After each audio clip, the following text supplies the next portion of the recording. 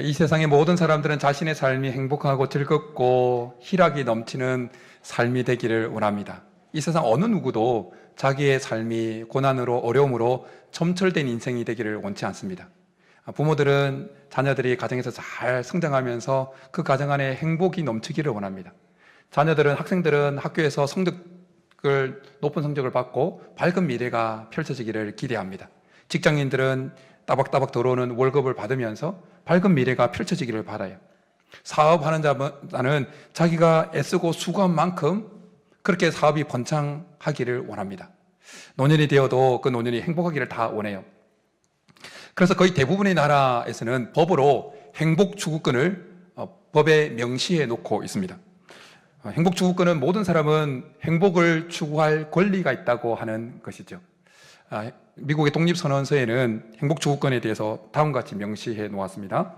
모든 사람은 평등하게 창조되었으며 창조주는 그들에게 양도할 수 없는 일정한 권리를 부여하셨다. 그 권리는 생명, 자유, 그리고 행복을 추구할 권리가 포함된다. 우리나라 헌법에도 헌법 10조에 이 행복 추구권이 명시되고 있습니다. 누구나 자기의 삶이 행복하게 희락이 넘치는 삶으로 흘러가기를 원하고, 심지어 그것을 법으로까지 명시해 놓았지만 어떻습니까? 우리의 삶의 현실은 그렇게 우리가 기대하는 대로 흘러갑니까? 우리가 바라는 대로 그렇게 행복하게 흘러가고 있습니까? 우리의 인생은 때때로 우리가 원치 않은 일을 만나서 어려움을 겪게 되어집니다. 건강을 잃어버리고 관계가 깨어지고 갑작스러운 사고를 만나게 되어지고 사랑하는 사람을 먼저 떠나보내야 되는 그런 경우를 직면할 때가 있습니다. 오늘 우리가 읽은 본문에도 자기의 삶이 그렇게 희락이 넘치고 기쁨이 넘치는 삶이 되기를 바랬지만 현실은 그 기대와 정반대로 흘러가면서 고통받는 한 여인이 등장합니다. 그의 이름은 나오미입니다. 나오미라고 하는 이름의 뜻은 즐거움, 희락, 기쁨이라는 뜻입니다. 그녀가 태어났을 때 부모에게 기쁨을 주었을 거예요. 그러니까 나오미라는 이름을 부여한 거예요. 나오미도 자기 인생이 그렇게 자기 이름의 뜻대로 흘러가기를 원했습니다. 그래서 어느 정도 성장했을 때, 이제 결혼 정년기가 됐을 때, 최고의 남편감을 골랐습니다. 그의 남편 이름은 엘리멜렉입니다. 오늘 본문의 이 룻기의 배경이 되어지는 것은 시대는 사사시대입니다. 1장 1절에 보면 사사들이 치리하던 때라고 합니다. 그런데 사사시대는 어떤 시대입니까? 우리가 알고 있는 대로 하나님을 왕으로 인정하지 않는 시대였습니다. 모든 것이 자기 소견에 옳은 대로 행하던 시대죠. 이기적으로 행하던 시대예요. 그러니까 하나님을 잘 믿는 사람을 만나기가 쉽지 않은 시대였습니다.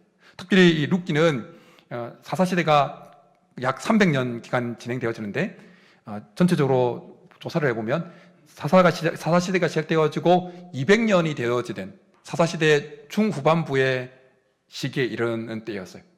그렇게 이 사사시대의 어두우면은 이 중후반에 와서는 더 심해졌던 때였어요. 그런데 이런 시대에 하나님을 잘 섬기는 남자를 남편감으로 찾는 것은 참 쉽지 않았습니다. 그런데 나오미는 엘리멜렉이라고 하는 하나님을 잘 섬기는 남자를 만난 겁니다. 엘리멜렉의 이름의 뜻은 하나님은 왕이시다라는 뜻입니다. 그러니 나오미는 기쁨의 근원이 하나님인 것을 알고 그 하나님을 잘 섬기게 되어지면 자기 인생도 그렇게 자기 이름대로 흘러갈 줄 알고 믿음 좋은 최고의 남자를 남편으로 맞이한 것입니다. 우리도 어떤 일을 시작할 때 이렇게 이 일이 잘 되기를 기대하는 마음이 있죠. 그리고 인생 결혼 정년기가 이르렀을 때 최고의 배우자를 찾아서 다 결혼을 했지요. 최고의 배우자를 찾아서 결혼하시지 않으셨어요? 그렇잖아요. 그러면서 나름대로 어제 결혼했잖아요. 어제 또 한 쌍이 결혼했는데 최고의 배우자를 골라서 수많은 사람들이 나에게 대시를 해왔지만 다 뿌리치고, 그렇죠? 최고의 대상을 결혼하고 이제는 행복만 있을 것이라고 기대를 해요. 그런데 나오미도 그렇게 생각했습니다. 그런데 나오미가 결혼을 하고 첫 아이를 낳았는데 그 자녀의 이름을 말론이라고 지을 수밖에 없었습니다. 말론이라는 이름의 뜻은 병약한 병든이라는 의미를 가지고 있습니다. 10개월 동안 배에 품고 있으면서 한 번도 생각하지 않았고 한 번도 원하지 않았던 그 일이 아기가 태어나 보니까 그냥 선천성 질병을 가지고 있는 거예요. 그러니까 말론이라는 이름을 지을 수밖에 없었어요. 근데 더 억장이 무너진 것은 둘째 아이가 태어났는데 그 둘째 아이에게도 이름을 기련이라고 이름을 지을 수밖에 없었어요. 그 기련이라고 하는 이름의 뜻은 쇠약한, 사라져가는 이런 의미였어요. 이스라엘 백성들에게 있어서 자녀는 여호와께서 주신 기업이요 상급이라고 라는 의식이 있었어요. 그래서 시인도 그렇게 고백을 하지요. 보라, 자식들은 여호와의 기업이요 태의 열매는 그의 상급이로다. 그런데 하나님께서 기업으로 주신 두 자녀가, 상급으로 주신 두 자녀가 지금 병약하고 선천성 질병을 가지고 있고 그냥 언제 생명이 꺼질지 모르는 사라져갈 것 같은 그런 상태로 주어진 것입니다. 그 자녀를 보면서 나오미의 마음이 어땠을까요? 하나님을 믿기 때문에 어쨌든 하나님 주신 생명이기 때문에 최선을 다해서 길렀겠지만 아이들이 아플 때마다 비슷비슷할 때마다 밤에 열이 막 40도 올라서 막 생사를 오락가락 할 때 그 마음이 막 무너져 내렸을 거예요. 그러면서 눈물로 하나님께 기도했을 겁니다. 하나님 이 양 상급으로 주실 것이면 좀 쌩쌩한 놈들 주시지, 좀 건강한 아이들 주시지, 왜 이렇게 두 아이나 그렇게 아이를 품고 건건히 살아갑니다. 그런데 그렇게 살아가고 있는데 살고 있는 그 지역에 베들레헴에 흉년이 듭니다. 흉년이. 그래서 어쩔 수 없이 흉년이 들지 않았던, 상대적으로 공들이 덜 들었던 요당 동편 모압 땅으로 이전을 하게 되어집니다. 베들레헴을 떠나서 모압 땅에 간다는 것은 삶의 터전을 옮겼다는 의미보다 훨씬 더 깊은 의미가 있었어요. 그것은 신앙의 땅에서 불신앙의 땅으로 옮겼다는 것이고, 약속의 땅에서 약속이 없는 땅으로 옮겼다는 것이고, 하나님을 버리고 이방 신을 선택했다는 의미였어요. 여러분, 하나님은 왕이시다고 하는 그 의미를 가지고 있는 엘리멜렉이 이 사실을 몰랐을까요? 자기의 기쁨의 근원은 하나님이기 때문에 좋은 신랑감, 하나님을 잘 섬기는 신랑감을 만나야만 자기 인생이 그렇게 기쁘게 흘러간다고 생각했던 그 나오미가 자기의 삶의 지경을 약속의 땅에서 약속이 없는 그 모압 땅으로 옮기는 것이 얼마나 위험하고 비신앙적인 일이라는 것을 몰랐을까요? 다 알았습니다. 그런데 흉년이 든 상황 속에서 그 병약한 두 자녀를 데리고 더 이상 버틸 수가 없었습니다. 베들레헴이 떡집이라는 의미를 가지고 있지 않습니까? 떡집인데 떡이 없는 거예요.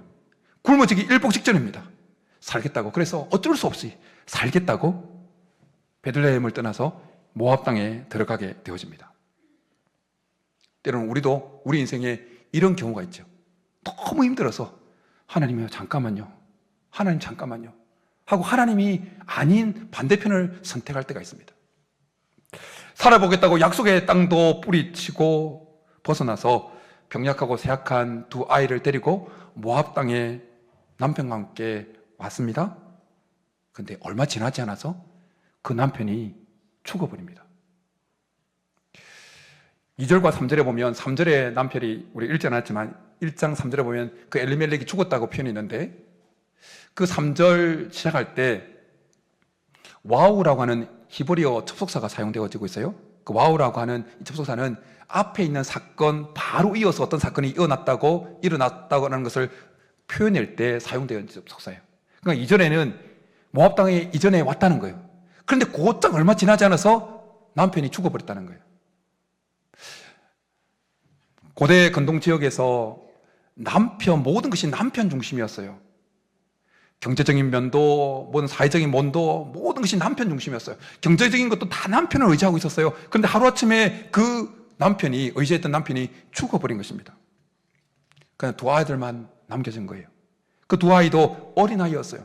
그 당시 18살에서 20살 때 결혼을 했는데, 전체적으로 룻기를 연구해 보면 그 당시에 모압 땅에 와서 덩그러니 두 아이만 남았을 때 그 아이들의 연령대는 10세에서 15세 사이쯤 되어집니다.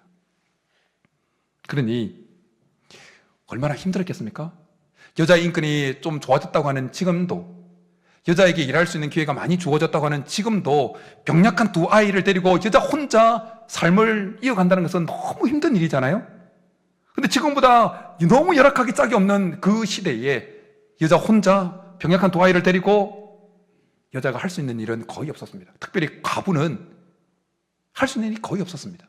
기껏해야 할 수 있는 것은 나중에 룻이 베들레헴에 들어와서 했던 그 이삭 죽기, 추수날 남의 집, 남의 그 논에 가서 추수하는 그 밀밭에 가서 그 떨어진 밀 주워서 끼니를 유지하고 남의 집 그 허드렛 일을 챙겨주고 끼니 조금 얻어먹을 수 있는 일이었어요. 그러니 입에 겨우 풀칠하면서 살아야 되는 인생이 되었어요. 그렇게 근근히 두 병약한 두 아이와 함께 살아오면서 자녀들이 어느덧 결혼을 하게 되어집니다. 그런데 데려온 며느리가 다 모압 여자입니다. 율법에는 모압과 암몬 자손은 영원히 종에 들어오지 못한다고 율법으로 명시해놨어요.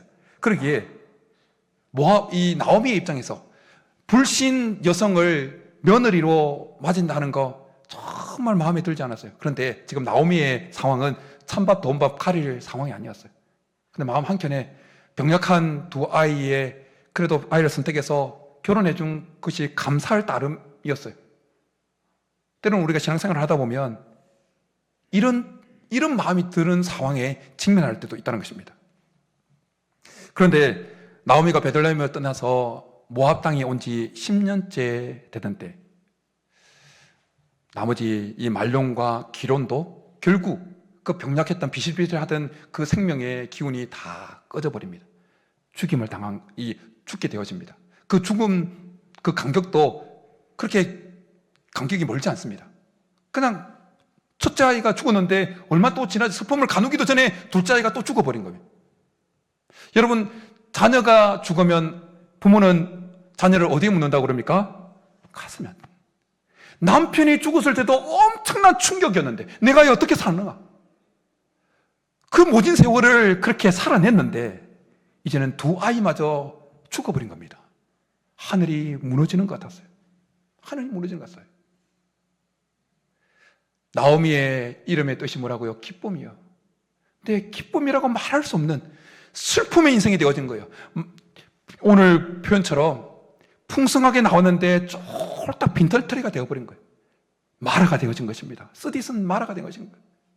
그래서 나중에 오늘 보면 그 베들레헴에 돌아왔을 때 사람들이 야 나오미가 아니냐? 그렇게 말했을 때 야 나오미라고 부르지 마. 나를 기쁨이라고 부르지 마. 나를 희락이라고 부르지 마. 나를 마라라고 불러라. 나를 쓴이라고, 나를 슬픔이라고, 아픔이라고 불러라고 말하는 지경까지 이렇게 되었다는 겁니다. 우리의 삶도 때때로 우리가 열심히 살아보겠다고 했는데 우리 인생이 엉망이 되어져 버린 때를 맞이할 때가 있습니다. 열심히 하겠다고 살아왔는데 우리 인생이 쓰디쓴 마라와 같은 상태에 놓일 때가 있다는 것입니다. 여기서 질문이 하나 있습니다. 나오미가 이런 지경에 떨어졌을 때 나오미의 마음속에는 하나님을 향한 신앙이 여전히 남아 있었을까요? 오늘 우리가 읽은 본문 20절과 21절을 한번 잘 보십시오. 전능자가 나를 심히 괴롭게 했다고 그렇게 표현합니다. 풍족하게 나갔는데 여호와께서 쫄딱 나를 망하게 했다고, 나를 심히 괴롭게 비고 돌아오게 했다고 그럽니다. 그 존재가 나를 징벌했다고, 나를 괴롭게 했다는 표현을 두 번이나 써요. 언뜻 볼 때 이 20절과 21절을 볼 때 그냥 나오미는 신앙이고 뭐고 다 내팽개친 거 버린 것처럼 보입니다. 그런데 사실은 20절과 21절은 자기 인생을 붙들고 이끌어가는, 그렇지만 그 힘든 상황 가운데 아파할 수밖에 없는 자기의 인생에 대한 애가입니다. 애가. 그래서 지금 슬픈 노래를 부르면서도 하나님에 대해서 이름을 부를 때 뭐라고 부릅니까? 여호와라고 그래요. 여호와라는 이름은 언약의 신실하신 하나님을 나타내는 이름이에요. 나오미는 지금 이런 상황 가운데 있다 할지라도 여전히 여호와는 살아계신 분이시다, 그렇게 인정하고 있었다는 것입니다. 나오미가 그 힘든 상황 속에서도 슬픈 노래를 부르고 빈털터리가 되어지고 그리고 마라 같은 상황에 이르렀음에도 불구하고 여전히 하나님을 향한 믿음을 그 마음에 간직하고 있었다는 사실을 너무나 잘 보여주는 오늘 우리가 하는 본문에 한 표현이 등장합니다. 그것은 며느리 룻이 나오미에게 했던 그 대답 속에서 발견하게 되어집니다.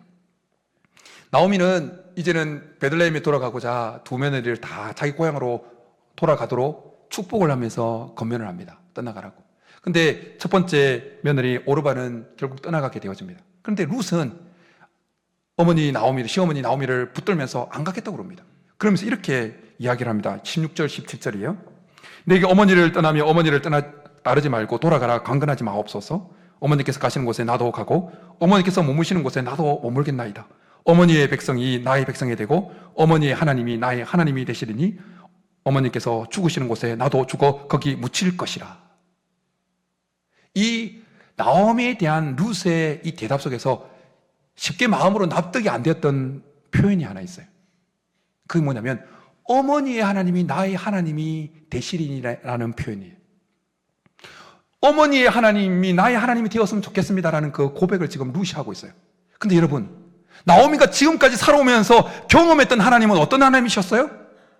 자기를 쫄딱 망하게 했던 하나님이에요. 자기가 의지했던 남편 싹 빼앗아가고 두 자녀 죽게 만들었던 하나님이에요. 자기를 빈털터리 만들었던 하나님이셔요. 자기 인생을 마라 같은 쓰디쓴 인생으로 만들었던 하나님이에요. 여러분, 룻이 시어머니 나오미의 과거의 삶을 몰라서 어머니의 하나님이 나의 하나님이 되었으면 좋겠습니다, 이런 고백을 하고 있는 것일까요? 룻은 이미 다 알고 있어요.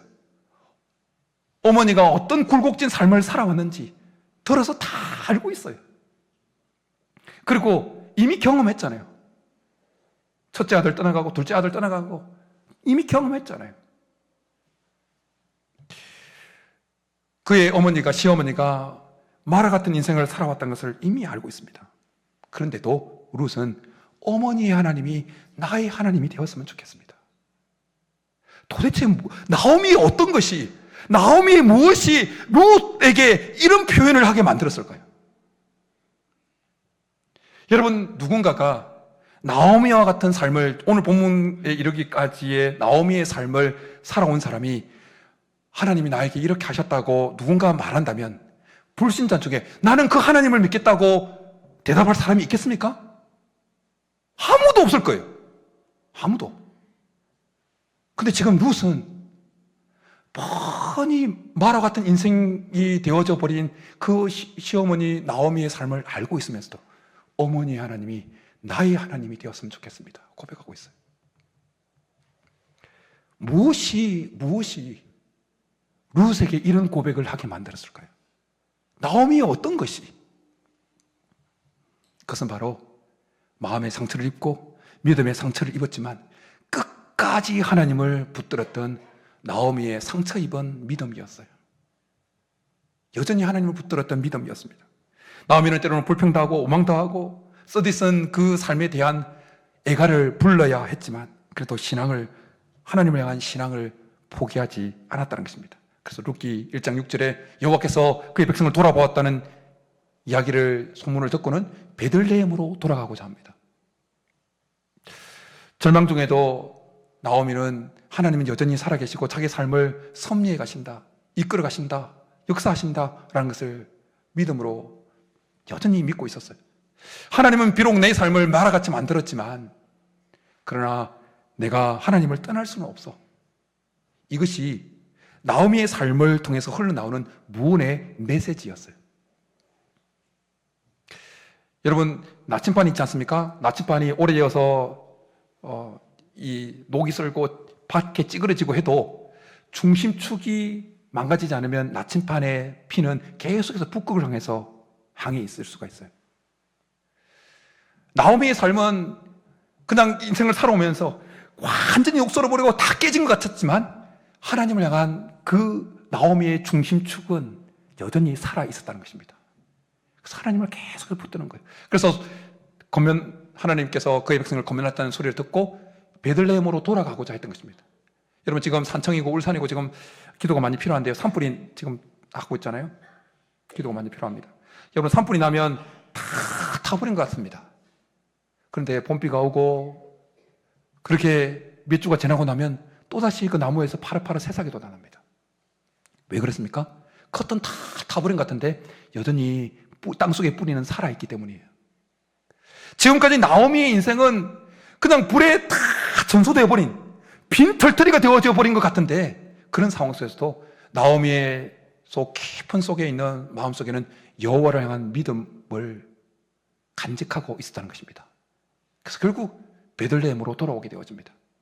마음의 상처를 입고 마라가 되어진 인생 때문에 슬픈 노래를 부를 수밖에 없었지만, 그럼에도 불구하고 하나님을 여전히 붙들고 있는 그 나오미의 모습이 룻의 마음에까지 전달되어진 거예요. 그런 하나님이라면 나는 어머니 하나님을 나의 하나님으로 받아들이겠습니다. 그렇게 고백했다는 것입니다. 상처 입은 그 마음, 상처 입은 믿음이었지만 하나님을 떠나지 않고 하나님을 여전히 붙들었던 나오미에게 하나님이 이제부터 회복의 반전의 역사를 가져오기 시작하십니다.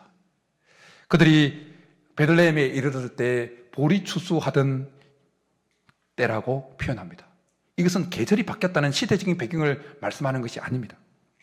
어려운 가운데서 상처를 입었지만 여전히 하나님을 향한 믿음을 붙들고 있었던 나오미에게 하나님께서 이제 회복을 시작하시고자 하는 하나님의 섭리와 타이밍을 알려주는 신호인 것입니다. 하나님을 끝까지 어려운 가운데서도 눈물을 흘릴 수밖에 없는 상황에서도 하나님을 붙들고 있던 그 나오미에게 회복의 무대를 준비하고 계셨음을 알려주는 그 신호였다는 것입니다. 여러분, 하나님은 끝까지 신앙을 붙들고 나아가는 우리들에게 회복의 무대를 준비하고 계신 줄 믿습니다. 오늘 본문 뒤에 나오는 그 모든 룻기의 내용은 하나님께서 끝까지 신앙을 붙들고 있던 나오미에게 회복을 펼쳐가시는, 그 회복의 무대 위에서 하나님께서 펼쳐가시는 그 놀라운 회복의 역사를 기록하고 있는 겁니다. 우연 같은 그 필연을 통해서 룻이 보아스의 그 수확논에 들어가서, 땅에 들어가서 수확을 거두게 되어집니다. 보리를 줍게 되어집니다. 밀을 줍게 되어집니다. 그리고 보아스와 결국 결혼을 하게 되어집니다. 그리고 보아스를 통해서, 룻을 통해서 자녀가 태어나게 되어집니다. 그 자녀는 결국 예수 그리스도의 계보를 잇는 아주 중요한 역사적인 인물이 되어집니다. 룻기 4장에 넘어가면 주위에 모였던 사람들이 룻을 축복하면서 이렇게 노래합니다. 여인들이 나오미에게 이르되 찬송할지로다. 여호와께서 오늘 내게 기업 물을 자가 없게 하지 아니하셨도다. 이 아이의 이름이 이스라엘 중에 유명하게 되기를 원하노라. 이는 내 생명의 회복자이며 내 노년의 복량자로다. 곧 너를 사랑하여 7 아들보다 귀한 내 며느리가 낳은 자로다 하니라. 마음과 믿음의 상처를 입었다 할지라도 하나님을 떠나지 않는 인생에게 하나님은 반드시 회복을 허락하여 주실 줄 믿습니다. 우리가 잘못 선택하고 우리가 살아보겠다고 때로는 비신앙적인 어떤 결정을 해서 더 마라 같은 인생이 되었다 할지라도 우리를 향한 하나님의 마음은 우리를 회복시켜 주고 싶어 하시는 것입니다. 다시금 우리의 삶의 기쁨과 찬송이 회복되기를 하나님은 원하신다는 것입니다. 우리의 인생을 향한 하나님의 가장 근본적이고 가장 하나님의 밑바탕에 쫙 강하게 도도하게 흐르고 있는 강물처럼 우리를 향해서 흐르고 있는 하나님의 마음은 뭐냐면, 가장 기본적이고 가장 근본적인 마음은 뭐냐면 우리가 잘 되는 것입니다. 우리가 복을 받는 것입니다. 기복주의라고요? 아니에요. 하나님께서 천지를 창조 6일 동안 창조하시죠. 그리고 5일까지 모든 걸 창조하시고 제6일째 사람을 창조하십니다. 여기서 퀴즈 나갑니다. 맞추면 축복이 있을지어다. 하나님께서 사람을 만드시고 첫 번째 사람에게 한 행동이 뭘까요? 사람을 만드시고 사람에게 했던 하나님의 첫 번째 액션이 뭘까요? 복을 주시는 것이었어요. 복을 주시는 것. 사람을 만들었다고 하는 그 표현 다음에 바로 이런 말씀이 등장합니다.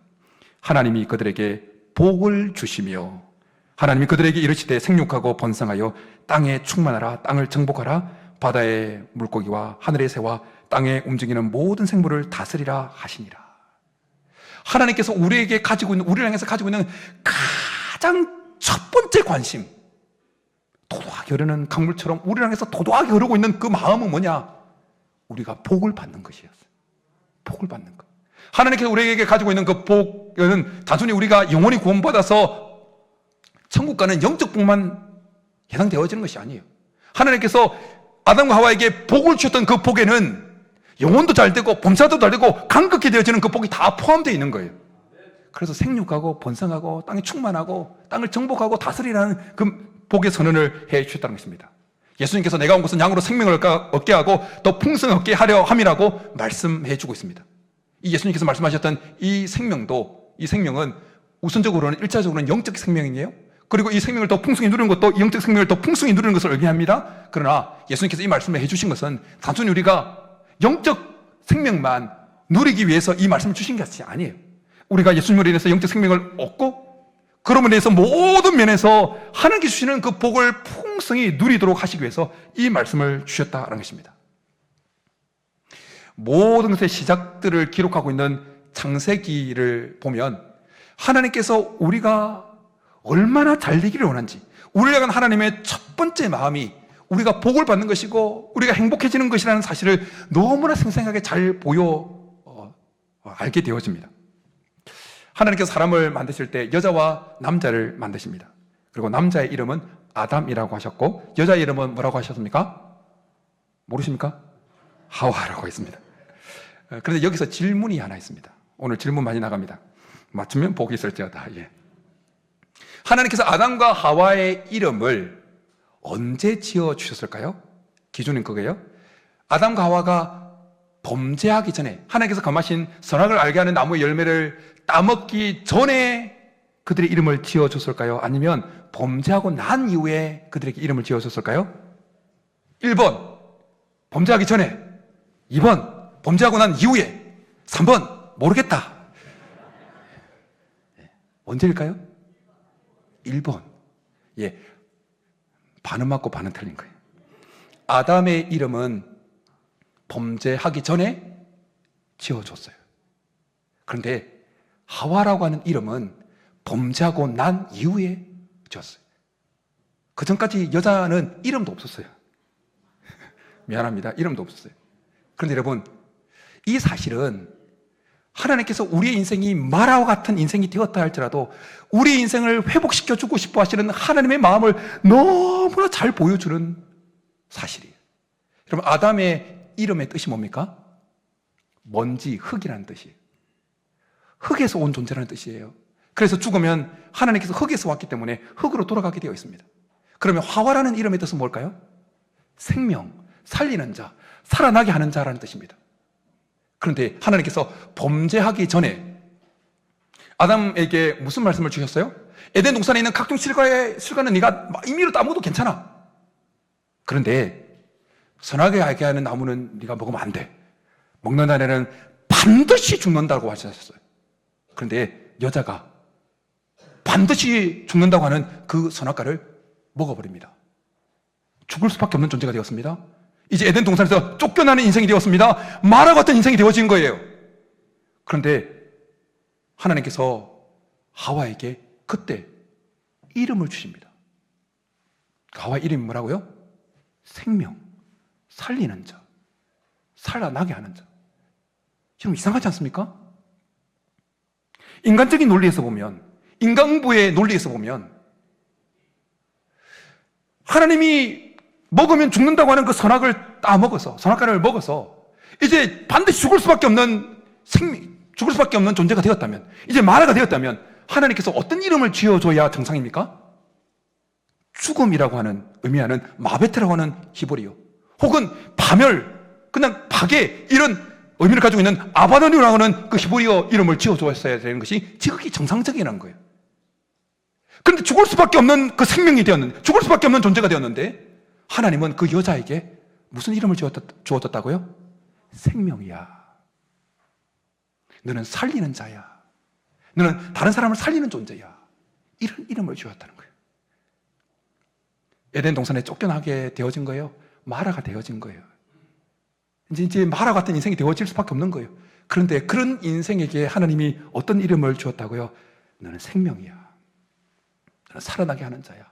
살리게 하는 자야. 이것이 우리를 향한 하나님의 마음이라는 거예요.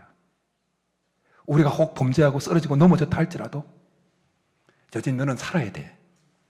여전히 너는 회복되어야 돼. 너는 지금 너의 인생이 마라같이 되었다 할지라도 너는 여전히 회복되어야 돼. 그러시면서 하나님은 우리에게 하와 같은 그 생명을 부여하시는 것입니다. 하나님은 긍휼에 풍성하신 하나님이십니다. 하나님은 사랑이 풍성하신 분이십니다. 출애굽한 이스라엘 백성들이 광야를 가면서 목이 말랐습니다.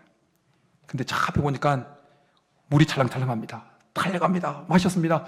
너무 썼습니다. 다 구토를 합니다. 토해냅니다. 그래서 너무 써서 그 오아시스 웅덩이를 마라라고 명명합니다. 먹을 수가 없습니다. 눈앞에 있는데. 그런데 하나님이 아우성을 치자, 이 백성들이 아우성을 치자 하나님께서 한 나무를 지명합니다. 그래서 모세가 그 나무를 가지고 와서 웅덩이에 던집니다.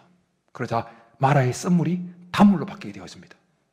그 사건에 등장하는 하나님께서 지명하셨던 그 나무는 나중에 예수님께서 달리실 십자가를 예표하는 것이었어요.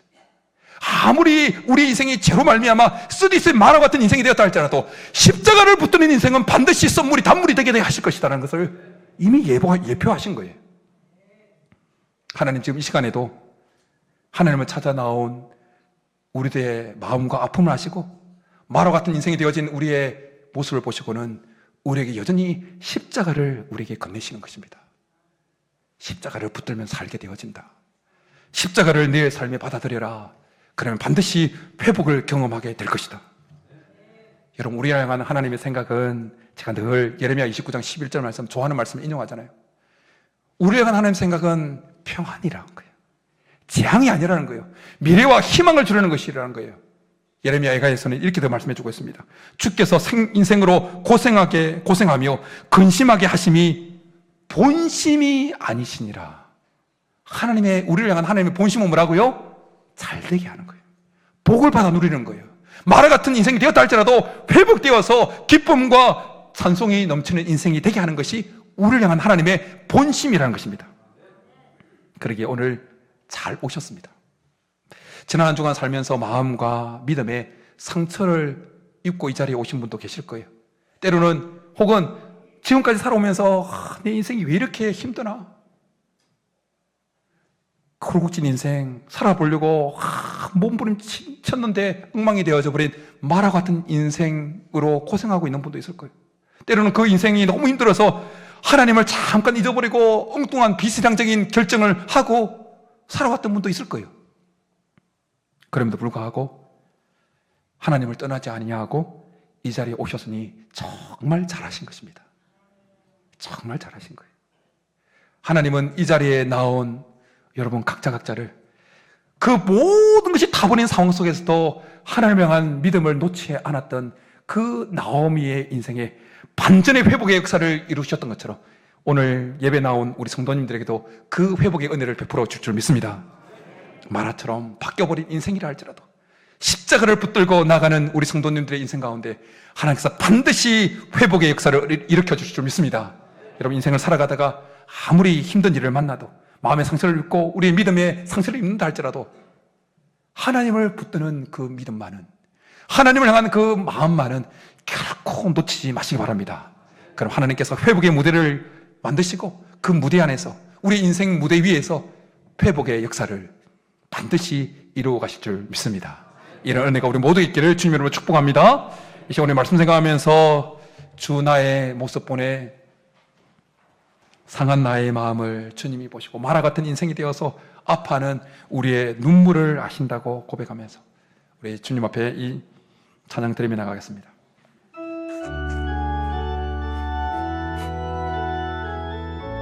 주 나의 모습 보내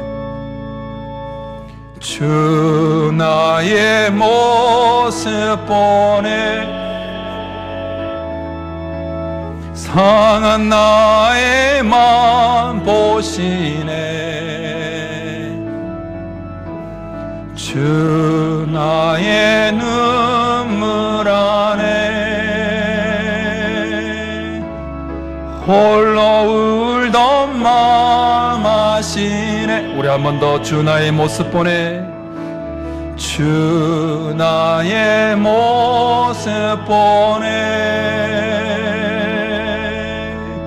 상한 나의 마음 보시네. 주 나의 눈물 안에 홀로 울던 마음 아시네. 세상 소망 다 사라져가도 주의 사랑은 끝이 없으리. 살아가는 이 모든 순간이 주 은혜 힘을 나는 믿주나. 주 사랑 내게 있네. 주 사랑. 하나님이 나를 회복시키십니다. 고백하며 그 사랑이 날 채우. 하나님께서 반드시 회복시켜 주실 것입니다. 주 은혜 내게 있네. 그 은혜 날 세우네. 세상 소망 다 사라져가 마라같이 되었다 할지라도 주의 사랑은 끝이 없으리. 살아가는 이 모든 순간이 주 은혜 힘을 나는 믿네. 이 시간 우리 말씀 생각하면서 같이 기도하며 나가겠습니다. 우리의 인생이 마라와 같은 인생이 되었다 할지라도, 우리의 잘못된 결정으로 잘못된 행동으로 그렇게 되었다 할지라도, 우리를 향한 하나님의 마음은 너 이제 끝이야가 아니라 그래도 너는 살아야 돼입니다. 그래도 너는 회복되어야 돼입니다. 그 하나님이기에 우리가 어떤 어려움을 만난다 할지라도 내 하나님을 향한 신앙을 잃지 않게 도와달라고, 하나님을 향한 믿음을 잃어버리지 않도록, 하나님을 붙드는 손을 놓지 않게 도와달라고. 하나님, 제 아픔을 아시죠? 다 타버린 같은 인생이라 할지라도 하나님 놓지 않게 도와달라고. 그래서 결국 끝까지 하나님을 믿는 믿음을 붙들었던 나오미의 인생에 다가왔던 인생의 쓴물을 단물로 바꾸셨던 그 하나님의 손길을 우리도, 우리의 삶에도 경험하게 도와달라고 이 시간 우리 말씀 생각하면서 주여 부르고 기도하며 나가겠습니다. 주여. 살아계신 하나님 아버지, 감사합니다. 마라 같은 인생도 회복시키기를 원하시는 하나님, 우리가 잘못된 결정으로, 우리의 잘못된 하나님 행동으로 우리의 인생이 마라 같은 인생이 되었다 할지라도 그래도 너는 살아야 돼. 범죄한 여자에게, 죽을 수밖에 없는 그 여자에게 그래도 너는 살아야 된다고 생명이라고 하는 하와라는 이름을 주셨던 하나님, 마라의 썸물에 던졌던 그 나뭇가지 같은 십자가를 우리의 인생에 받아들입니다. 예수 그리스도의 십자가를 우리의 인생에 받아들입니다. 마라 같은 인생이 되어버린 우리의 인생에 예수 그리스도의 십자가를 받아들입니다. 그 십자가로 인하여 우리 인생의 쓴물이 단물로 바뀌는 것을 경험하게 도와주시옵소서. 하나님, 마라 같은 인생을 회복시키시는 그 하나님의 놀라운 손길을 하나님이 경험하고 살아가기를 원합니다. 오늘 예배에 동참한 우리 성도들 가운데 마라의 쓴물 같은 인생으로 인하여 아파하고 눈물 흘리는 사랑하는 성도들, 하나님 십자가를 붙들고 나아갑니다. 그럼에도 불구하고 이 자리에 나왔습니다. 하나님, 마라의 쓴물이 바뀌어 단물이 바뀌게, 단물로 바뀌게 해주시고, 나오미의 인생 가운데 하나님 회복의 역사를 이루어주셨듯이 오늘 하나님을 찾아 나온 모든 사랑하는 성도들의 인생 가운데 회복의 역사, 하나님의 놀라운 손길을 경험하게 도와주시옵소서.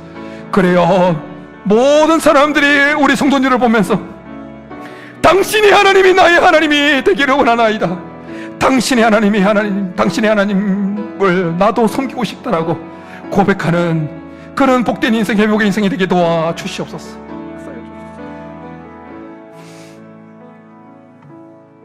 살아계신 하나님 아버지, 마라 같은 인생도 회복시켜 주시는 하나님으로 인하여 감사를 드립니다. 우리의 잘못된 결정과 연약함으로 열심히 살아보려고 하다가 어쩔 수 없어서 하나님을 때로는 등지기도 해서 마라가 되었다 할지라도 그래도 여전히 우리를 회복시켜 주고 싶어 하시는 하나님, 감사합니다. 죽을 수밖에 없게 되어진 그 여자에게 그래도 너는 살아야 된다고 생명이라고 하는 하와의 이름을 부여하셨던 하나님, 마라의 썸물을 단물로 바꾸기 위하여 나뭇가지를 던져서 회복시켰던 하나님, 이 시간에도 우리의 인생의 썸물을 단물로 바꾸는 예수 그리스도의 십자가를 붙들고 나아갑니다. 오늘 예배에 동참한 모든 사랑하는 성도들의 인생 가운데 있는 썸물이 단물로 바뀌는 은혜를 베풀어 주시옵소서.